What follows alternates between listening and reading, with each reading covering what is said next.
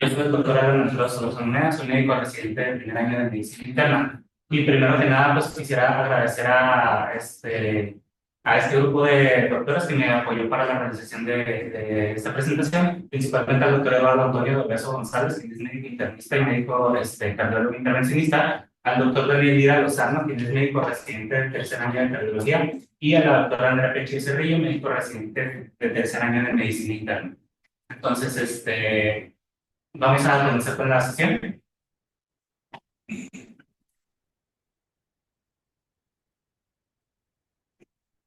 Entonces, les presento el índice de que los puntos que abordaremos el día de hoy. Primero, les presentaré muy breve y de manera muy concisa un caso clínico, nada más para ejemplificar lo que es el punto central de esta presentación. Hablaremos un poquito acerca del panorama mundial de la enfermedad cardiovascular, un poquito unos datos bastante concisos y de igual manera hablaremos un poquito acerca de la molécula como tal de la lipoproteína A, su medición y hablaremos de los mecanismos fisiopatológicos por el cual se lleva a cabo la enfermedad cardiovascular y su asociación con las distintas entidades que la conforman, principalmente enfermedad aterosclerótica coronaria, estenosis aórtica calcificada y enfermedad extracoronaria. Así también pues abarcaremos principalmente el abordaje en la práctica clínica, que es creo que el punto más relevante para nosotros como médicos internistas, y hablando ya de tratamiento, pues el efecto de los fármacos hipolipidemiantes actuales y las perspectivas futuras que nos esperan para más adelante, además de terminar con unas conclusiones. Entonces, primero, de manera concisa, este es el caso clínico de una paciente femenina de 44 años de edad, la cual es requerida, bueno, su motivo de consulta es requerida para manejo principalmente de hipertensión arterial sistémica y para la paciente se encuentra actualmente asintomática, cuenta con una historia familiar de enfermedad coronaria prematura, con hipercolesterolemia severa por parte de su madre y además con realización de bypass coronario a corta edad. Además, por parte de su padre se cuenta con el antecedente de hipertensión arterial sistémica. Ella consume una copa de vino por la noche de manera diaria, sin embargo, refiere que no fuma y no utiliza ningún otro tipo de droga ilícita. Además, ella refiere realizar ejercicio aeróbico, principalmente sale a correr al aire libre, refiere 30 minutos al día, de 2 a 4 veces por semana. Dentro de sus antecedentes patológicos podemos referir que ella posee el diagnóstico de trastorno de ansiedad generalizada, simplemente tratada con citalopram 10 miligramos diarios, y que también refiere el antecedente de síndrome de apnea obstructiva del sueño. Dentro de sus antecedentes ginecobstétricos, 4 quejas, de las cuales una se refiere como un aborto dentro del primer trimestre, y el resto de eventos gestacionales fueron resueltos mediante cesárea, y cada uno de ellos fue complicado con hipertensión gestacional. Entonces, dentro de los estudios laboratorio que se solicitan, principalmente tenemos que su índice de masa corporal es de 28.5 kilogramos sobre metro cuadrado y detectamos una hemoglobina glucosilada de 5.5%. Tenemos un colesterol total de 180 miligramos sobre decilitro, un colesterol HDL de 71, un colesterol LDL de 108 y triglicéridos en 54 miligramos sobre decilitro. A su vez, complementando los estudios de laboratorio, dentro del perfil tiroideo se encontró con una TSH dentro de valores normales y una tasa de filtrado glomerular estimada mediante la fórmula de CKD de 96 mililitros por minuto. Se realizan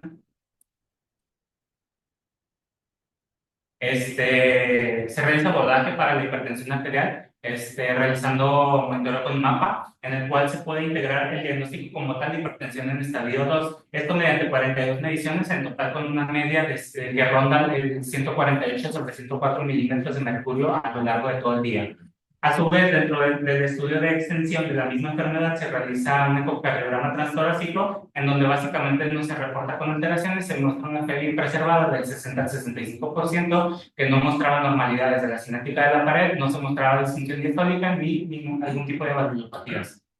Con todos estos datos, nosotros podemos estimar un riesgo cardiovascular estimado mediante 2 fórmulas. Con ASCVD obtenemos un riesgo cardiovascular de 0.7% a 10 años, y con la fórmula PREVENT obtenemos un riesgo cardiovascular de 1.98% a 10 años. Es decir, nuestro riesgo cardiovascular es bajo.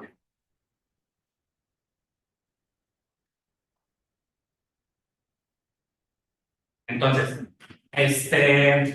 la paciente a raíz de esto inicia con cambios en el estilo de vida dentro de su tratamiento, principalmente cambios en su dieta, disminución de la ingesta de colesterol y disminución de la ingesta de azúcar refinado. También por parte del tratamiento de la hipertensión arterial, inicia con amlodipino 5 miligramos diarios, logrando un adecuado control de la presión arterial y controlar el domicilio. Y además, debido al antecedente familiar de enfermedad coronaria prematura y de su riesgo cardiovascular heredofamiliar, se solicita extender el perfil de lípidos, obteniendo una lipoproteína A en 219 nanomoles por litro, reportada como elevada. Es por esto que se decide iniciar tratamiento con estatina, rosuvastatina 20 miligramos diarios, en donde pues dentro del control se logra reducir la cantidad de colesterol LDL a 62 miligramos sobre decilitro. Sin embargo, un año posterior a toda esta evaluación inicial, la paciente se presenta a la clínica con dolor precordial de tipo opresivo de 25 minutos de duración y que se deja en el reposo, es decir, un dolor de tipo anginoso. Se realiza el abordaje diagnóstico del electrocardiograma con inversión de la onda T en derivaciones B1, B2 y B3, y las troponinas se encontraban dentro de parámetros normales. Sin embargo, debido a sus antecedentes familiares y pues, a la evaluación previa, se decide realizar un abordaje más estricto para estratificar este evento. Se realiza una angioterapia coronaria obteniendo un score de calcio total de 318 con una estenosis estimada de aproximadamente 60 y el 50% en las arterias coronarias. Se decide realizar más abordaje dentro de la enfermedad arteriosclerótica. Platicando con el paciente, se decide realizar una angiografía coronaria para abordaje específico de compromiso significativo. Se reportó una estenosis focal del 95% de la arteria descendente anterior en su porción proximal, por lo cual se decide realizar con balón y colocación de stent premedicado. Entonces, en base a caso clínico, solamente quiero que se lleven 3 preguntas a lo largo de esta presentación. Primero, ¿ustedes creen que se podía prevenir este evento cardiovascular mayor? Segundo, saber si realmente la paciente tenía un riesgo cardiovascular elevado y que ameritaba alguna otra intervención. Y pues número 3, hubieras hecho algo diferente en el abordaje de esta paciente, hubieran agregado algún otro medicamento, hubieran hecho algún otro estudio. Solamente quiero que se queden pensando eso a lo largo de esta presentación.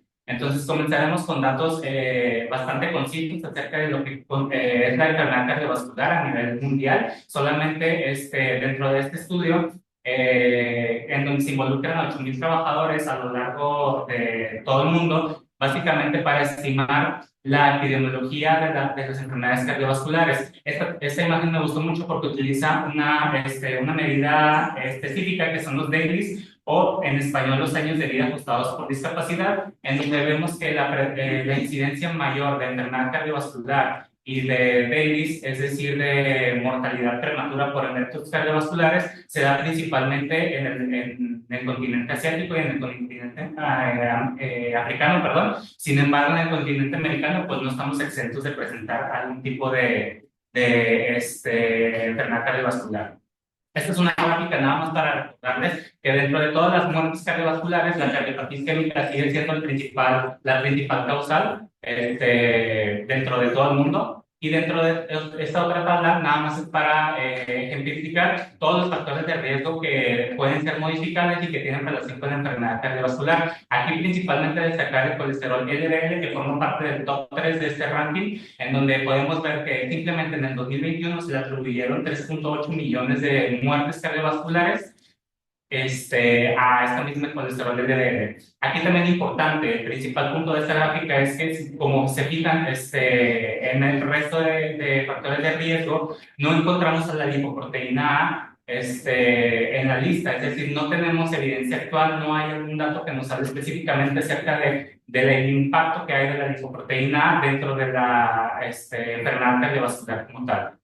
Entonces, aquí es en donde nosotros tenemos que entrar a un término conocido como riesgo cardiovascular residual, en donde nosotros sabemos que a pesar de que nosotros ya tenemos bien identificados los factores que predisponen al desarrollo de la enfermedad aterosclerótica, pues sigue habiendo un efecto remanente en donde los pacientes aún tratados con estatinas siguen presentando eventos cardiovasculares mayores, a pesar pues, de medidas de prevención tanto primaria como secundaria. Entonces, el enfoque actualmente va hacia prevenir o a disminuir ese riesgo cardiovascular residual, encontrando varios culpables, entre los que podemos encontrar la inflamación de bajo grado, el colesterol remanente a pesar del tratamiento con estatinas, y aquí es en donde podemos nosotros englobar también a la lipoproteína A y a su efecto dentro del riesgo cardiovascular residual. Entonces, vamos a centrarnos ahora sí específicamente acerca de la molécula como tal de la lipoproteína A. La lipoproteína A fue descrita por primera vez por el genetista Kerber en el año de 1973 y esta es una macromolécula compleja principalmente derivada de la molécula de LDL. Está compuesta principalmente por ésteres de colesterol, por una molécula de apolipoproteína B100 que se une mediante un enlace disulfuro a una molécula de apolipoproteína A, la cual es la característica que la diferencia dentro de las demás lipoproteínas humanas. Entonces, en resumen, se asemeja bastante a una molécula de colesterol LDL, pero con la diferencia de que tenemos esta molécula de ApoA que va a tener bastantes implicaciones tanto en su medición como en su fisiopatología. Es codificada por el gen LPA dentro del brazo largo del cromosoma 6 y está sintetizada en el hígado principalmente. Entonces, a su vez, se ha llegado a detectar que la molécula de lipoproteína A tiene bastante semejanza con la molécula de plasminógeno, diciendo que comparten entre un 87 hasta un 94% en la identidad de aminoácidos que los componen. Esto sugiere fuertemente que básicamente el gen de la LPA y el gen que codifica para el plasminógeno, perdón, pues provienen de lugares similares. Entonces, esta es una imagen nada más para representar la molécula de ApoA, que está compuesta por varios dominios que son conocidos como Pringles. Específicamente la ApoA posee los dominios Pringles tipo 4, los cuales se subdividen en tipos 1, 2, 3, 4, 5, 6 hasta el número 9. Y la molécula de plasminógeno, por el contrario, presenta los dominios Pringle 1, 2, 3, 4 y 5. La diferencia aquí también a destacar es que los dominios de Pringle 4 de tipo 2 de la molécula de apolipoproteína A poseen una variabilidad bastante grande, lo que a su vez dentro de dentro de la práctica confiere una mayor variabilidad dentro del tamaño de la lipoproteína A, es decir, a menor cantidad de cadenas de Kringle 4 tipo 2, pues menor es el tamaño de la lipoproteína A, y esto obviamente nos lleva a bastantes problemas al momento de medirla.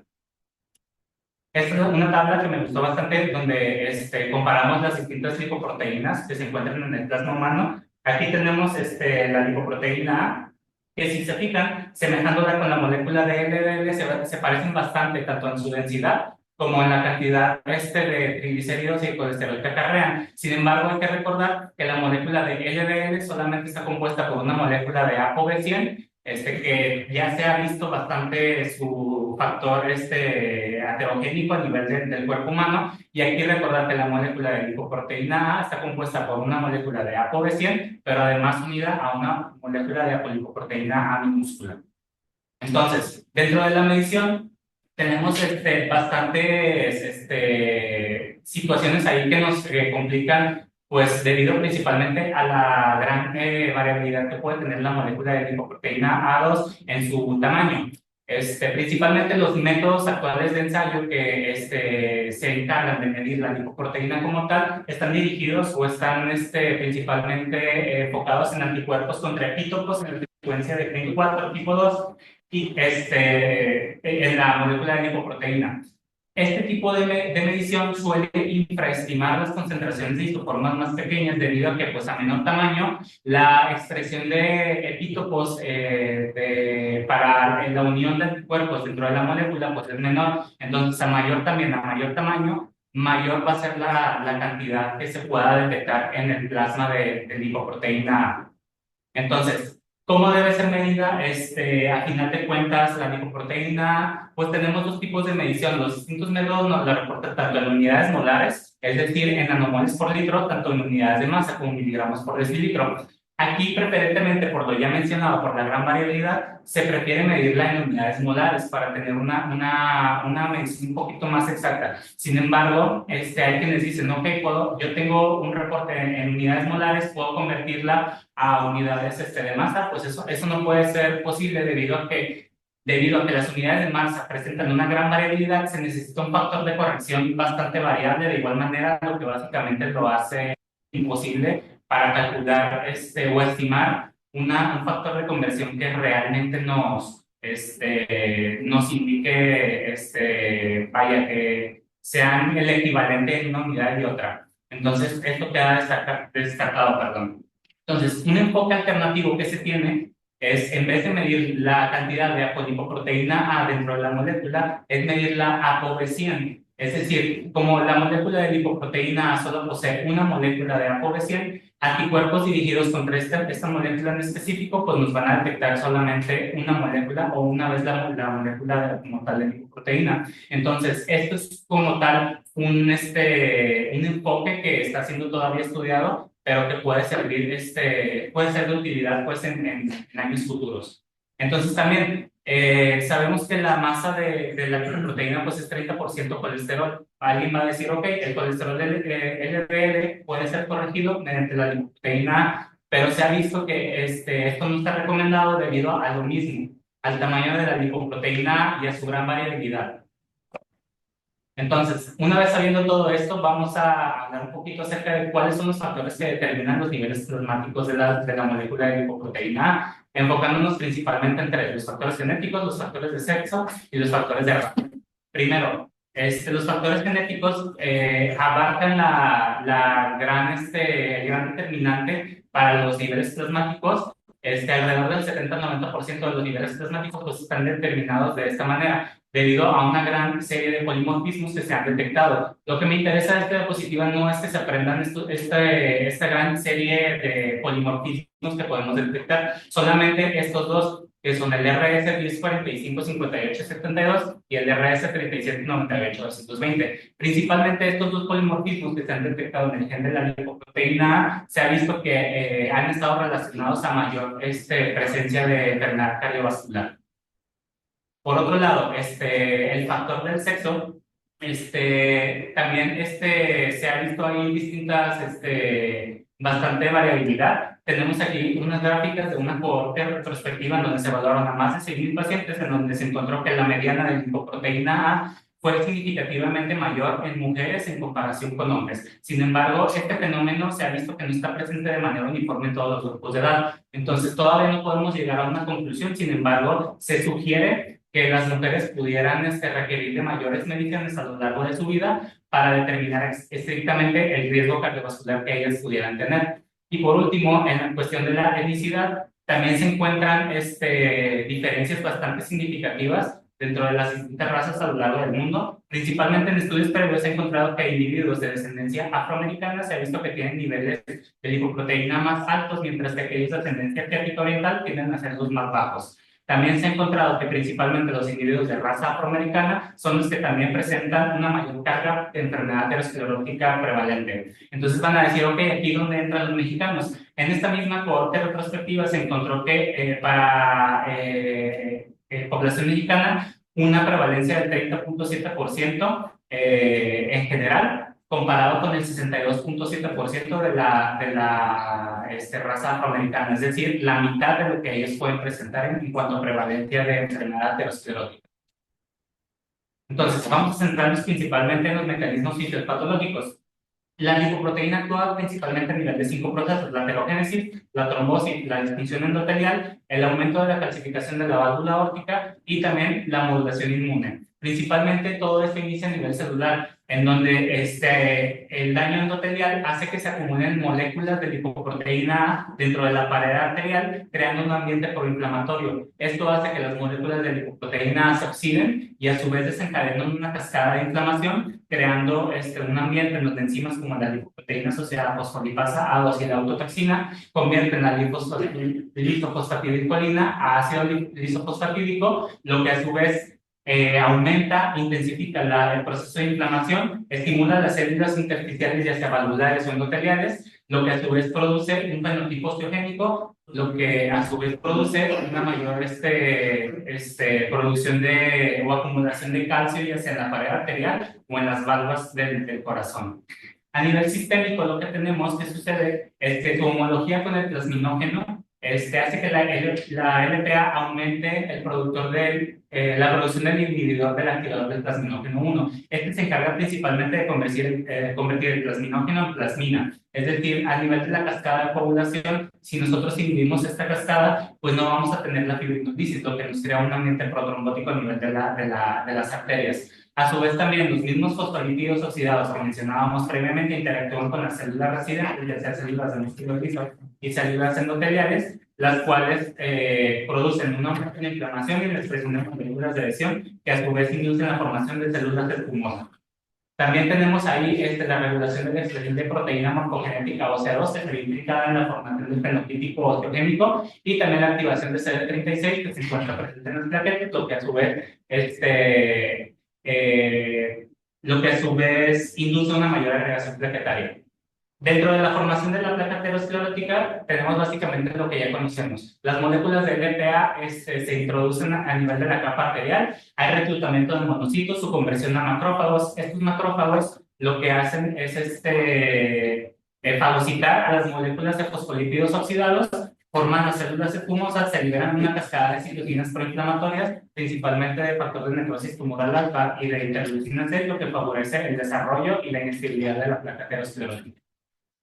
Entonces, esta es una gráfica general de las interacciones que puede tener la lipoproteína con las distintas moléculas o las demás lipoproteínas en el plasma, principalmente centrándonos en la LDL. El efecto heterogénico sinérgico que se encuentra cuando hay elevación de LDL y elevación de lipoproteína A es bastante evidente. Sin embargo, la interacción con niveles normales de LDL todavía se sigue estudiando y es un poquito incierta. Por ejemplo, también con la HDL, el efecto heterogénico de la lipoproteína pues es bastante evidente, aun cuando estos niveles de LDL se encuentran en parámetros normales.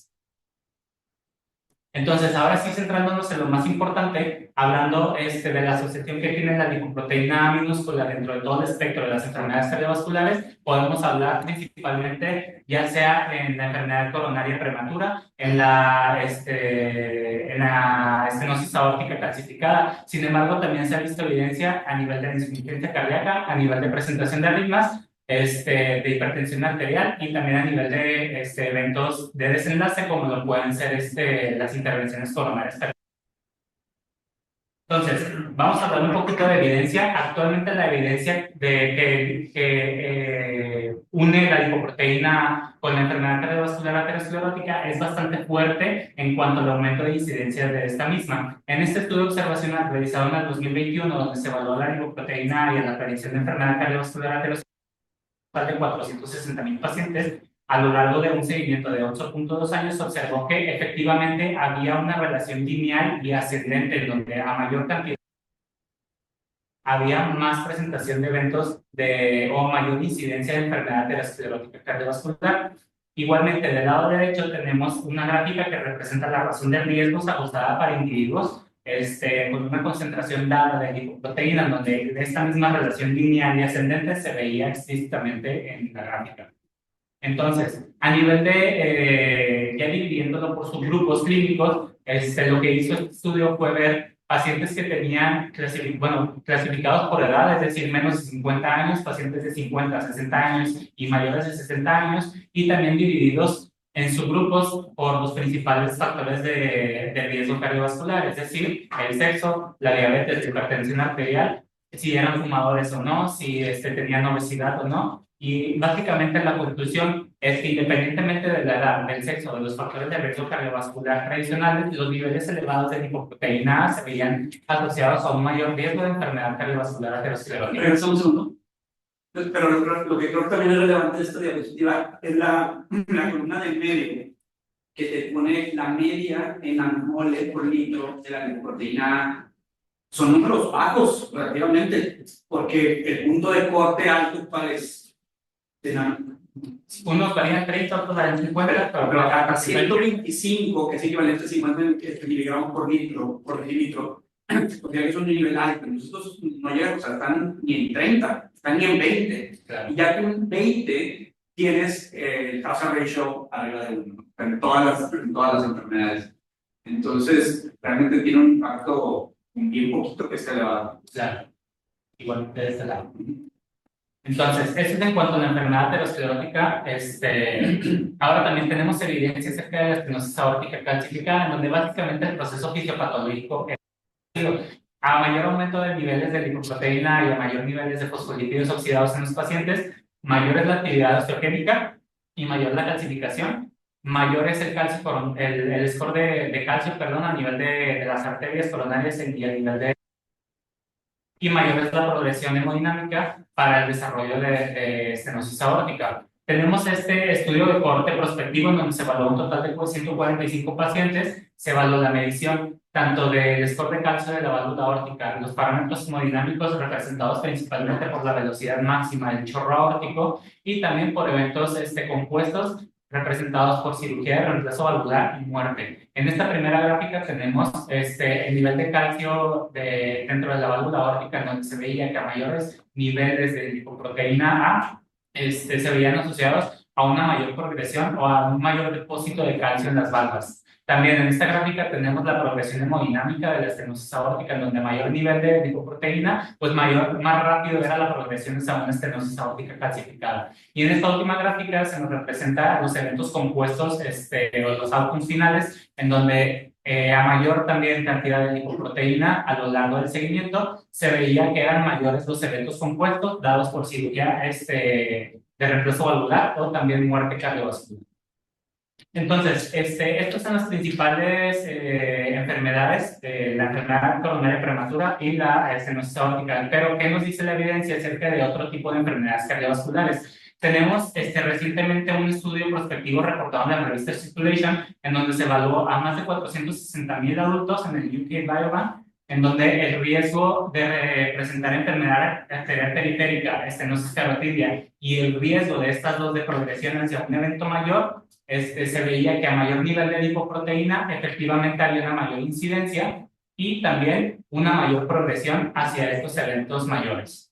Esta es otra gráfica donde se muestra el riesgo de progresión de enfermedad extracoronaria con una complicación mayor en concentraciones que sobrepasaban los 150 nanomoles por litro. Esto dividido por distintos subgrupos clínicos. Entre los pacientes con enfermedad arterial periférica, aquellos con concentraciones mayores, tenían 1.6 veces mayor riesgo de presentar una progresión a un evento cardiovascular mayor, y de este lado, para la estenosis carotidia, para progresar a un evento de stroke mayor, también se veía un aumento en el riesgo de 1.4 veces para desarrollar este mismo outcome. Entonces, ya para finalizar, estas son gráficas que también nos representan el riesgo de desenlaces clínicos según la concentración de lipoproteína A, en donde tenemos del lado izquierdo una gráfica donde ilustran las razones de riesgo para infarto agudo de miocardio y para insuficiencia cardíaca, donde igualmente vemos que a mayor cantidad de lipoproteína, pues mayor era el riesgo de presentar estas enfermedades. Y del lado derecho tenemos una gráfica donde se nos muestra el riesgo absoluto expresado como número de casos por cada 10,000 personas, en donde de igual manera se veía que a mayor cantidad de lipoproteína A, se veía un aumento de presentar tanto estenosis aórtica, un stroke isquémico, infarto agudo del miocardio o insuficiencia cardíaca. Entonces, ya conocimos el impacto que tiene sobre la enfermedad cardiovascular, la lipoproteína A. Entonces, vamos a ver qué es lo que nos dicen las guías y cómo nosotros como internistas podemos abordarla. En general, la recomendación que ya se conoce es que la lipoproteína se debe medir al menos una vez en la vida. Sin embargo, esto puede cambiar en distintos contextos clínicos y es importante para el internista conocer estos ambientes para saber cómo debe ser abordada inicialmente. Principalmente, lo que se nos dice, como ya mencionamos, de acuerdo a la evidencia actual, medirla al menos una vez en la vida, de preferencia en el primer perfil lipídico dentro del abordaje de nuestro paciente, con el objetivo de identificar a individuos que presenten un alto riesgo cardiovascular y así poderles dar un abordaje más específico. La incorporación de la lipoproteína en la evaluación del riesgo global también puede mejorar la estratificación de riesgo. Por ejemplo, aquí les pongo que cerca del 31 hasta el 63% de pacientes que presentaban niveles por encima del percentil 99 se reestratificaban de un riesgo cardiovascular moderado hacia un riesgo cardiovascular alto, lo que significa que nosotros tenemos que abordarlo de distinta manera a nuestros pacientes. Es por eso que es importante la medición para descartar a pacientes que se encuentren con alto riesgo. En general, se dice que nada más una sola medición a lo largo de la vida es suficiente. Sin embargo, hay distintos contextos en donde nosotros debemos repetirla, como lo puede ser en enfermedad renal crónica, en hepatopatía crónica o en infecciones agudas, en donde a lo mejor la medición puede ser mejor a lo largo de la vida. También en pacientes jóvenes tenemos la recomendación en donde solamente si existe el antecedente familiar prematuro de algún AVC isquémico o de enfermedad aterosclerótica donde no se encuentran otro tipo de factores de riesgo cardiovascular, es recomendado que se pueda llevar el tamizaje con ellos. Y esto aquí también podemos incluir a este grupo en donde pueden ser necesarias varias mediciones de la lipoproteína a lo largo de la vida debido a que sí pueden aumentar las concentraciones. También tenemos las pruebas en cascada, principalmente enfocándonos en el factor genético de la lipoproteína. Esto es razonable en caso de que ya sea un adulto joven presente a un familiar directo con elevación de la lipoproteína bastante marcada. Entonces, lo que básicamente consiste en las pruebas en cascada es hacer el abordaje también a familiares de línea directa, es decir, si un paciente se presenta con una marcada elevación de lipoproteína, sería bastante bueno que tamizáramos también a sus hermanos, a sus hijos o a familiares de línea directa. Entonces, lo que nos dicen las guías, principalmente esto es lo que nos dice la AJA, que una lipoproteína mayor de 50 miligramos sobre decilitro o 125 nanomoles por litro ya constituye un factor de riesgo para enfermedad cardiovascular o un factor que aumenta el riesgo cardiovascular. Tenemos también este concepto de la guía, de las guías europeas y abajo tenemos la recomendación que nos hace la guía europea. En general, la guía europea solamente nos marca que pacientes con lipoproteína A mayor de 180 miligramos sobre decilitro o 430 nanomoles por litro tienen un riesgo que puede ser asociado o comparado con pacientes que tienen hipercolesterolemia familiar heterozigota. Y aquí, esta tablita me gustó bastante porque aquí nos dan rangos de la lipoproteína A en donde tenemos que concentraciones menores a 30 miligramos sobre decilitro básicamente nos descarta el aumento del riesgo cardiovascular y un nivel mayor de 50 miligramos sobre decilitro efectivamente nos hace pensar que el riesgo aumenta. Sin embargo, pues como pueden ver, queda como una zona gris en donde los pacientes que se presentan con 30 50 miligramos sobre decilitro pues qué es lo que hay que hacer con ellos. Esto depende y hay que individualizar cada caso y más que nada tomar en cuenta los factores de riesgo que pudieran tener propiamente de ellos, antecedentes heredofamiliares, factores como hipertensión, si tienen obesidad, si presentan también diabetes, pero es importante aquí esta diapositiva para entender que hay que individualizar a cada caso. Entonces, una vez que yo tengo medida mi lipoproteína, ¿cómo yo la puedo utilizar para estimar mi nuevo riesgo cardiovascular? El enfoque actual es que utilicemos nuestras medidas de lipoproteína para ajustar nuestro riesgo cardiovascular basal. Para esto, también tenemos casos en donde simplemente una elevación de lipoproteína elevada extremadamente, es decir, más de 180 miligramos sobre decilitro, pues básicamente ya se considera como un alto riesgo o un muy alto riesgo de enfermedad cardiovascular. En este tipo de pacientes, pues a lo mejor no es necesario llevar una estratificación bastante estricta del riesgo cardiovascular. Sin embargo, ¿qué sucede con pacientes que no se presentan con un nivel tan alto de lipoproteína? Y es aquí en donde les presento esta gráfica, en donde la cual me gustó bastante para ejemplificarles, donde se puede hacer una restratificación más detallada. En esta gráfica se muestra el riesgo estimado de por vida restante de un evento cardiovascular mayor, dividido en distintas categorías de riesgo cardiovascular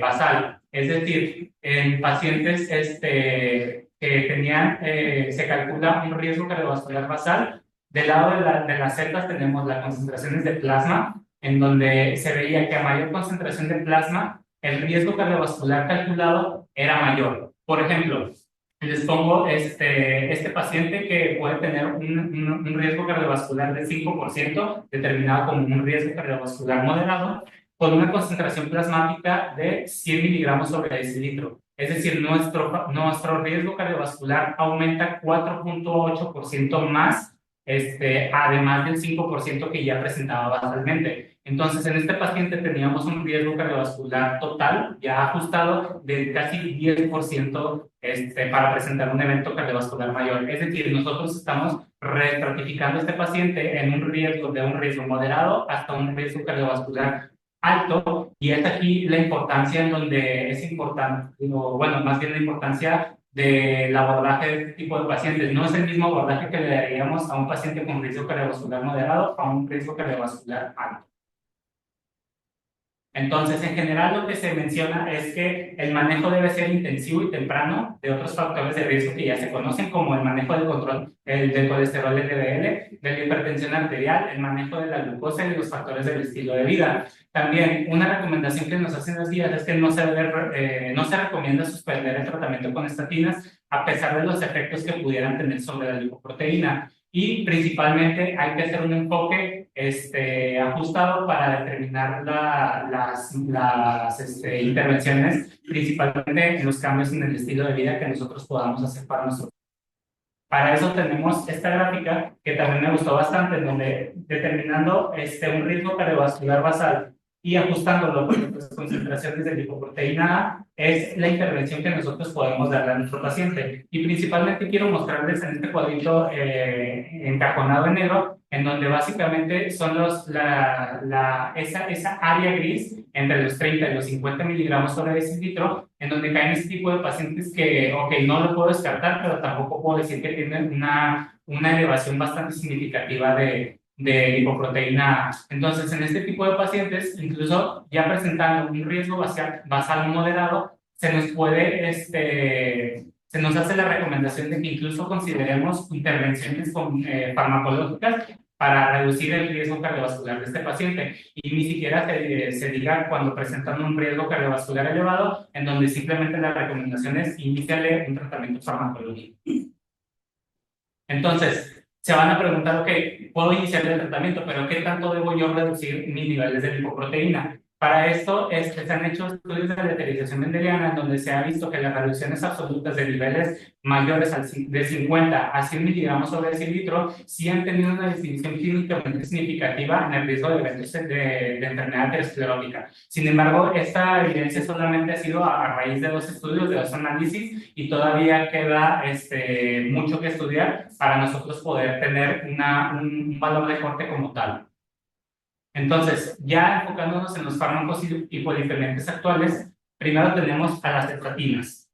¿Qué efecto tienen las estatinas sobre las cantidades de lipoproteína A nivel actual? Primero tenemos este metaanálisis en donde se vio que incluso las concentraciones, o más bien pacientes que tenían tratamiento con estatina, se veía que el riesgo cardiovascular presentaba aumento, es decir, a pesar de que el paciente tenía ya un tratamiento intensivo con estatinas, los pacientes seguían teniendo un riesgo cardiovascular bastante elevado. Después salió este estudio en el año 2019, en donde básicamente se encontró que las estatinas podían tener cierto efecto en las concentraciones de lipoproteína, principalmente aumentando sus niveles. Sin embargo, no se logró establecer como tal una relación ascendente en el riesgo cardiovascular o en la presentación de eventos cardiovasculares mayores. Finalmente, en el año del 2022, llegó esta otra revisión sistemática en donde se concluyó que las estatinas no producen diferencias clínicamente significativas en los niveles de lipoproteína A en comparación con el placebo en pacientes con mayor riesgo de desarrollar enfermedad cardiovascular. Es decir, las estatinas a nivel actual, la evidencia nos dice que no modifican el riesgo cardiovascular que se asocia inherente a la lipoproteína A.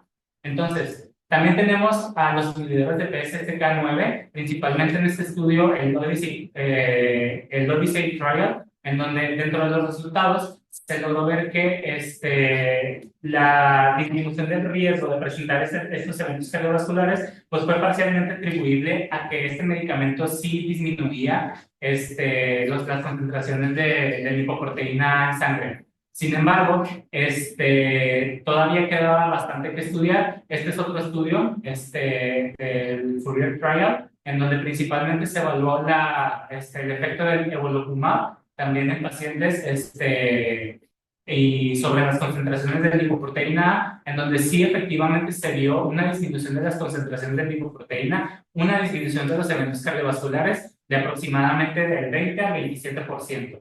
Pero todavía quedaba ahí una duda sobre acerca de si realmente este beneficio era clínicamente significativo para nuestros pacientes en el día a día.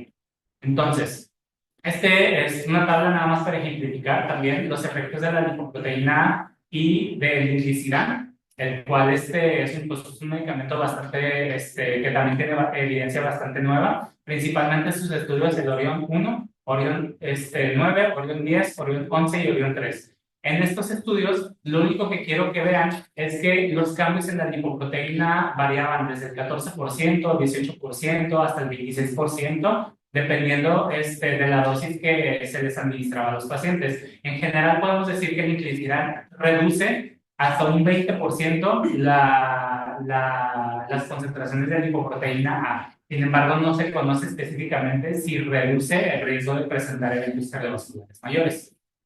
Entonces, ¿qué es lo que nos depara en un futuro? Principalmente, tenemos dos grupos de fármacos que son los que están en estudio actualmente. Las moléculas de interferencia de RNA y también los oligonucleósidos antisentido. Los oligonucleósidos antisentido son moléculas sintéticas cortas de ARN o ADN que se unen a secuencias específicas en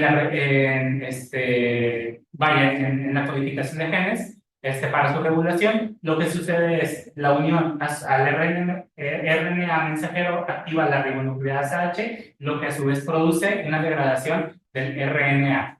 Tenemos esos estudios en donde principalmente la primera molécula que se evaluó en el año del 2016 fue la molécula de ApoARX en un estudio fase 2, en donde se vio que en 64 pacientes con elevación de las concentraciones de lipoproteína A se vio una reducción del 66.8 hasta el 71.6% de acuerdo a la dosis que se le administraba a los pacientes. Es aquí en donde se decide en el año 2020 agregarle una molécula de N-acetilgalactosamina para así finalmente crear la molécula de pelacarsen, el cual es el prototipo actual de los oligonucleósidos antisentido.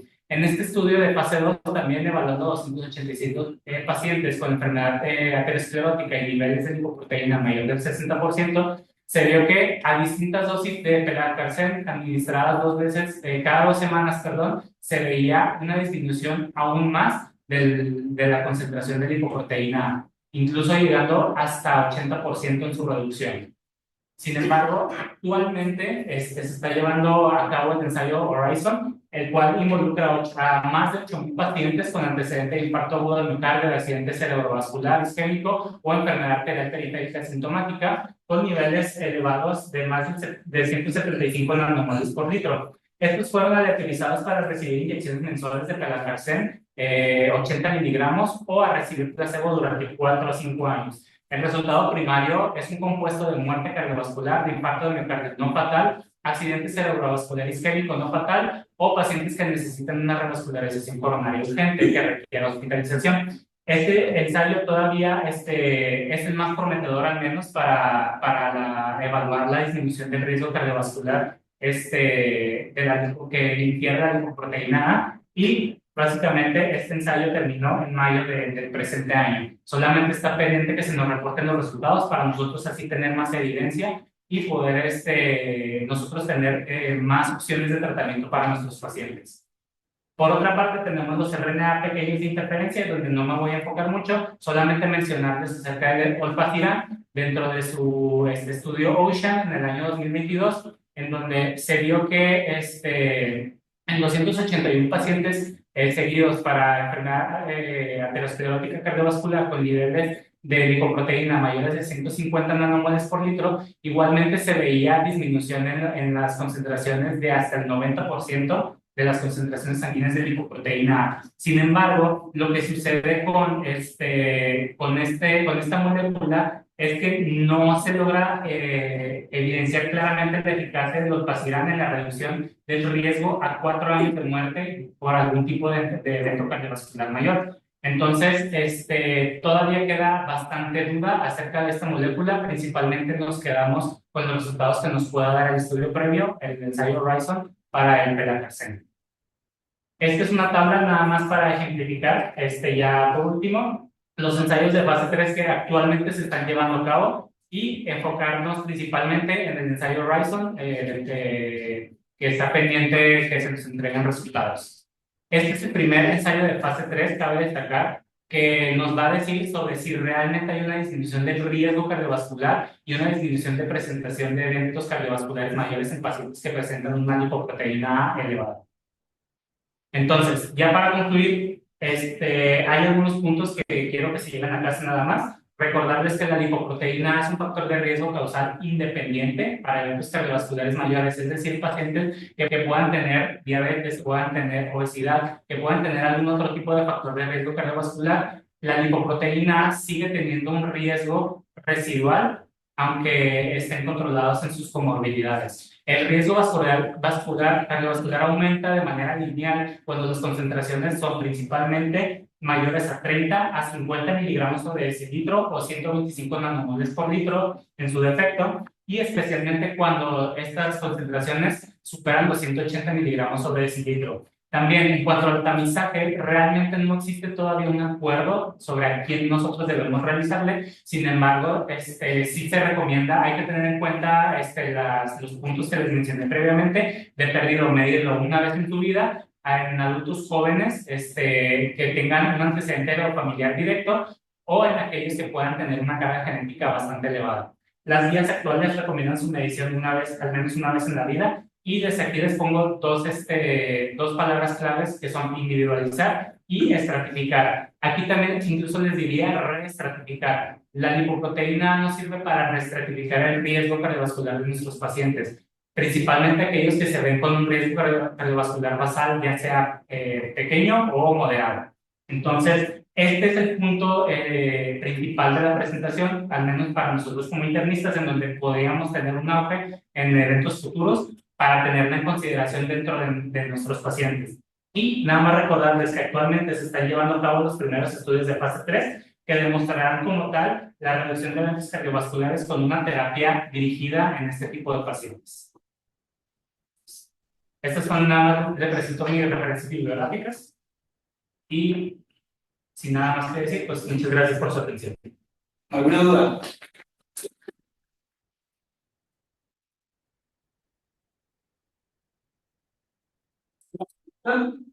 Sí. Bueno, tengo dos preguntas. Una, ¿es costoso hacer la medición de la lipoproteína? No sé si alguien se estimado. Y dos, digo, a lo mejor solo no me quedó muy claro. Ser un paciente que vamos a suponer que no tiene otros factores de riesgo. No tiene alguna alteración cardiovascular, sus niveles de LDL están normales, pero por antecedentes únicamente se les decide tomar lipoproteína. Si están como en un estado de borderline inflamatorio de sistema de riesgo, sí se considerarían esos pacientes a pesar de que mencioné el tratamiento con estatinas. Ok. Dentro de la primera pregunta, al menos en nuestra práctica clínica, sí te puede medir la lipoproteína. Digo, nosotros tenemos la fortuna nosotros como residentes de medicina interna, de rotar en tanto en hospitales públicos como privados. Digo, tenemos las dos caras de la moneda, pero al menos en pacientes en el ámbito público, en pacientes que pueden sustentarse vaya, que pueden tener un mayor acceso a estudios de salud, pues sí, digo, el costo-beneficio pues sí es bastante bueno, pero sí suele ser un estudio un poquito... Pero cuesta lo mismo por sí sola, lo mismo que el perfil de líquidos complejo. Y dentro de la segunda pregunta que mencionabas, por ejemplo, en el caso clínico, como mencionabas, una paciente que no tiene básicamente factores de riesgo cardiovascular, de calcular un riesgo cardiovascular bastante bajo. Sin embargo, las concentraciones de lipoproteína superaban los 185 miligramos sobre decilitro que nos marcan las guías europeas. En estos pacientes, lo que nos dicen las guías es que se consideran automáticamente como un riesgo cardiovascular alto o muy alto, dependiendo de los factores que se ven asociados. En este tipo de pacientes, como ya vimos, una vez iniciado el tratamiento con estatinas, no se recomienda suspenderlo. Es decir, tú puedes controlar tus niveles de colesterol LDL con la estatina, sin embargo, la lipoproteína A, perdón, va a tener todavía un riesgo que le confiere inherente de sus concentraciones elevadas. No vas a ver un efecto como tal, como digo, mencionábamos el efecto de las estatinas, no hay una reducción significativa, pero la indicación al menos es que no se recomienda suspenderlo. Si disminuyes un poco el riesgo total como tal, digo, disminuyes el riesgo que te confiere el colesterol del LDL, pero aún vas a tener el riesgo que te confieren los niveles elevados de lipoproteína. Es aquí donde tiene cabida todos los nuevos fármacos que van dirigidos específicamente tanto a reducir las concentraciones de lipoproteína A en sangre como a disminuir los eventos cardiovasculares mediante la reducción de esta misma lipoproteína. Bueno, nada más una cosa aquí. Entonces, la lipoproteína A se parece mucho al LDL en cuanto a que es una molécula que lleva triglicéridos, colesterol, tiene fosfolípidos, pero es independiente del LDL porque tiene esta parte de la ApoA, que esa parte de la ApoA la que determinada genéticamente. Entonces, no hay correlación en los niveles de LDL con los niveles de lipoproteína A. Puedes tener la lipoproteína A baja y el LDL alto o viceversa. ¿Ok? Entonces, y a tu pregunta específica, si tienes un paciente que tiene LDL en 90, 100, vamos a decir que es un buen número, y tiene la lipoproteína A elevada, el tratamiento no son estatinas. O sea, no son estatinas. Digo, el tratamiento es reducir el riesgo lo más que se pueda, pero en realidad el tratamiento va a ser reducir la lipoproteína A, que ahorita en este momento la única forma que tenemos, ¿cuál es? No, ¿cuál es? Lo mencionó. Bueno, los inhibidores. Exactamente, los inhibidores. Entonces, la diferencia entre un paciente darle atorvastatina de 20 miligramos de farmacias similares y que cuesta nada, a un medicamento que cuesta muchísimo dinero, pero que es la única solución. ¿Okay? Déjame decir algunas cosas. Entonces, la lipoproteína A elevada está en 1 de cada 5 pacientes. En Estados Unidos se estima que 65 millones de personas tienen la lipoproteína A elevada. Por lo tanto, tienen un riesgo cardiovascular elevado, que es un factor independiente. Segunda cosa, no hay un punto de corte. Se ha establecido esto de 50, el número mágico aquí para ustedes es 50 miligramos o 125 nanomoles. Pero es un continuo, es un continuo, mientras más bajo menos riesgo, mientras más alto más riesgo, ¿no? Había una gráfica ahí que se veía perfectamente cómo subían los eventos, nada más cómo iba subiendo. La lipoproteína A elevada puede ser un determinante de riesgo alto independiente del riesgo cardiovascular estimado. De hecho, te lo puede anular. Así como el score de calcio alto te lo puede anular. Por ejemplo, el LDL arriba de 190 ya no te da un número de riesgo a 10 años. Ya se cancela y directamente es un factor de riesgo alto, ¿no? Entonces, puedes reducir tu riesgo cardiovascular global en general, bajando pues las 8 cosas de la Life Essential 8, pero no vas a eliminar ese factor de riesgo por sí solo, que es un factor de riesgo aislado. Entonces tienes que bajar la lipoproteína A, y es lo que vamos a tratar de hacer en el mediano y largo plazo, o sea, bajar. Ahora, a los 2 años, más o menos ya podría dejar de aumentar la lipoproteína A, a los 4 seguro, pero la recomendación de medición, más o menos para la lipoproteína A, puede ser a partir de los 10 años de edad. Si tienes enfermedad renal crónica o enfermedad hepática, pues en la enfermedad hepática ahí es donde se produce la lipoproteína A, y en la enfermedad renal por los riñones por donde se eliminan. Entonces, cualquiera de esas dos cosas puede alterar los niveles, ¿no? El otro tema está en la medición. Es muy importante que nomás no volteen a ver el número solamente, sino que volteen a ver las unidades, porque se va a reportar probablemente en las 2 unidades, y entonces hay que estar seguro de cuál estás viendo.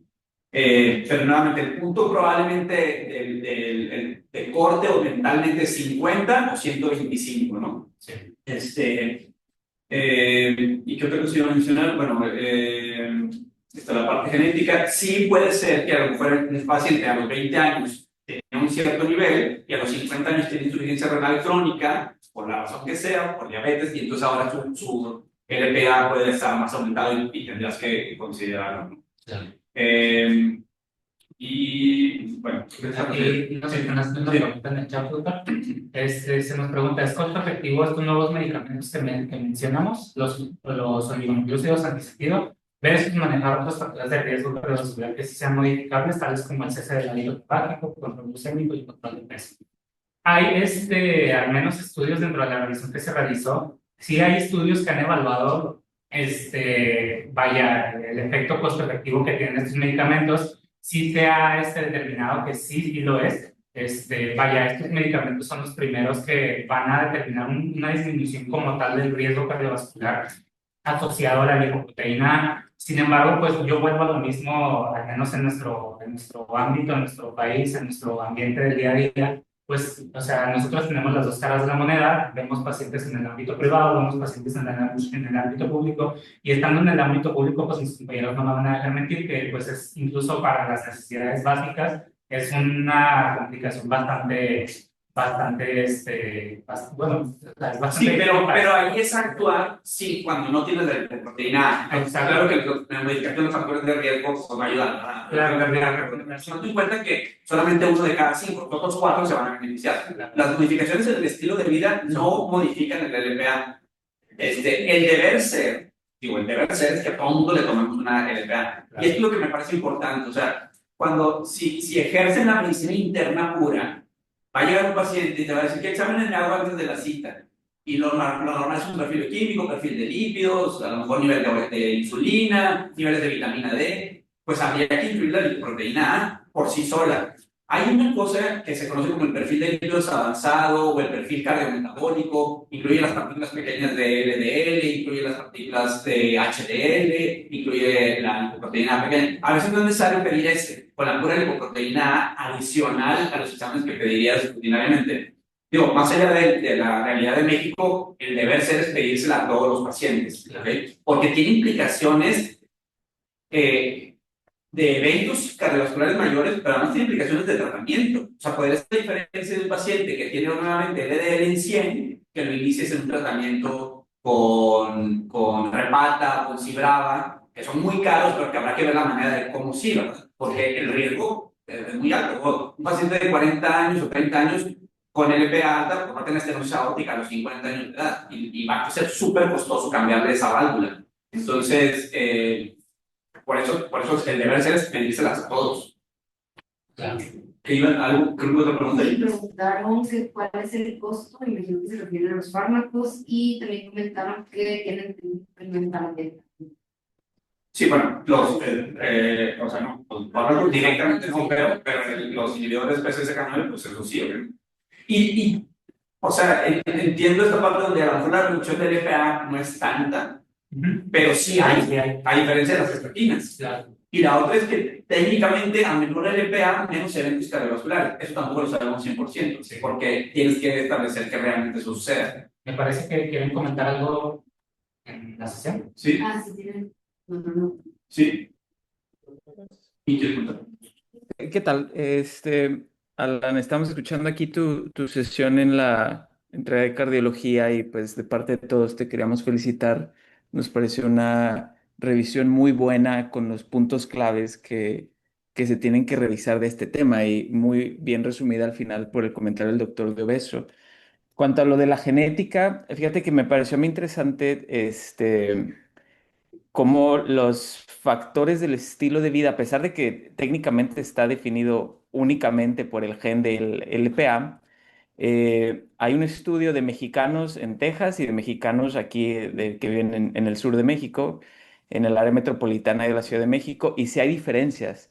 Entonces, la teoría es que pues, estos SNPs, estas mutaciones puntuales asociadas a la epigenética, pues pudieran tener alguna influencia. Lo que comentó el doctor de Beso, totalmente de acuerdo. De hecho, las sociedades del colesterol de Estados Unidos, ya hay recomendaciones en niños que tienen antecedentes serofamiliares de hipercolesterolemia familiar o múltiples eventos vasculares. Desde los 9 a los 11 años se recomienda hacer la primera medición.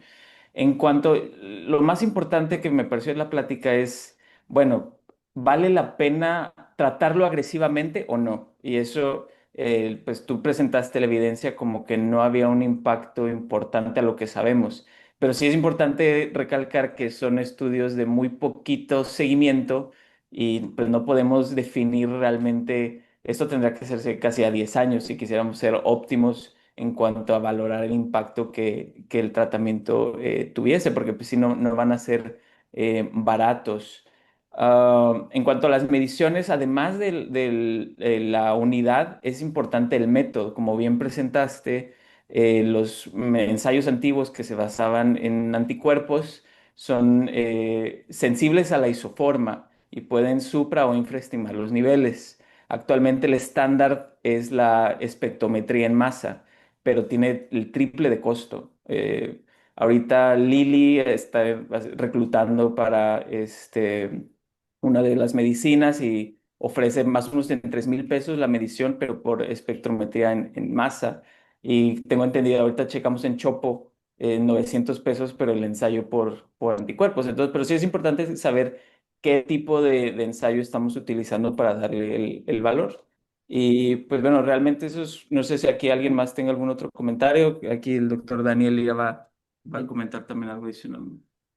Alan, ¿qué tal? A todo el auditorio. Digo, primero felicitarte. Me pareció que desde la elección del tema, el enfoque que diste, que es un tema de novedad, que si bien lo diste para la especialidad de medicina interna, pues tiene el nivel de una subespecialidad como cardiología y créeme que todos estuvimos aquí sumamente interesados y poniendo mucha atención. Estuvieron aquí el doctor Ricardo Rodríguez, el doctor David Zafir, estuvo el doctor Erasmo de la Peña. Entonces estábamos ahorita discutiendo los puntos de tu clase y nos pareció bastante adecuada. El comentario del doctor de Obeso también de sumo impacto, digo, como cierre de clase. Y aquí también nada más añadir sobre todo que tomando en cuenta las diversas patologías cardiovasculares, muchos de los medicamentos se han enfocado primordialmente en la enfermedad coronaria aterosclerótica. Me gustó que tomaras y que tocaras el tema de la estenosis aórtica, como bien el doctor también de Obeso comenta. Y en la actualidad hay un estudio de Pelacarsen que está recabando pacientes que precisamente buscando la progresión de la estenosis aórtica, o sea, la progresión y la disminución y el impacto que este medicamento va a tener para disminuir la progresión de una estenosis aórtica, porque como bien decía el doctor de Obeso, pues tal vez sean medicamentos caros, pero pues una TAVI en un paciente que lo requiera y luego que vaya a requerir a lo mejor un redo TAVI, dos TAVIs a lo largo de su vida, pues comparado con el medicamento y los demás efectos cardioprotectores que pueda tener la disminución de la LPA, pues sí, sobre todo ahí con la pregunta que había de costo-eficacia respecto a estos tratamientos, pues yo creo que si uno lo ve como un lifetime management, definitivamente sí tiene un impacto importante. Entonces, de nuevo, felicidades y excelente presentación. El comentario de lo que dijo Cristian sobre la parte genética es por qué estamos hablando de esto ahorita y por qué ha tenido tanto auge en los últimos 4 años.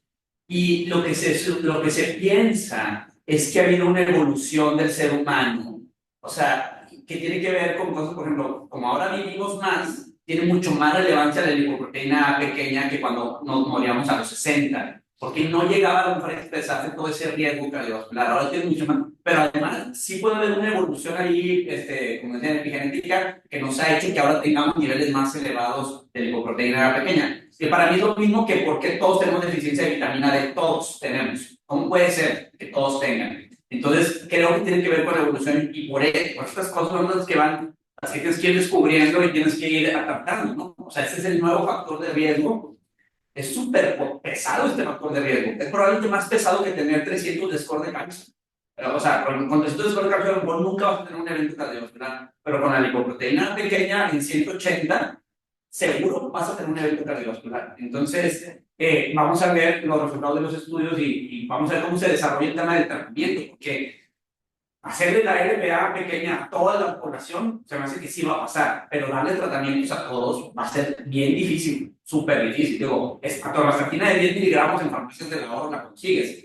Esto va a ser súper complicado, tomando en cuenta que una 20% de la población le tendrías que dar tratamiento. Pues muy bien, buena presentación, qué bueno que vinieron todos, qué bueno que los de Cardio también estaban viendo allá, es un buen esfuerzo compartido ahí con Daniel y con Andrea, felicidades. Sí, sí. Digo, yo nada más quiero aprovechar para felicitarte. Hiciste una revisión muy buena, mucho ganas, y se notó que conocías bien el tema, lo dominabas. Yo le al doctor y también a Daniel por la asesoría. Felicidades. Muy bien, Gracias. gracias. Gracias.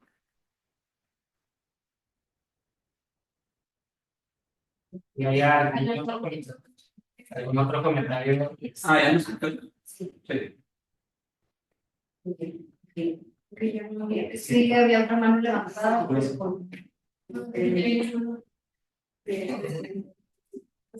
hay ningún otro comentario. Podemos dar por finalizada la sesión. Muchas gracias a todos por asistir.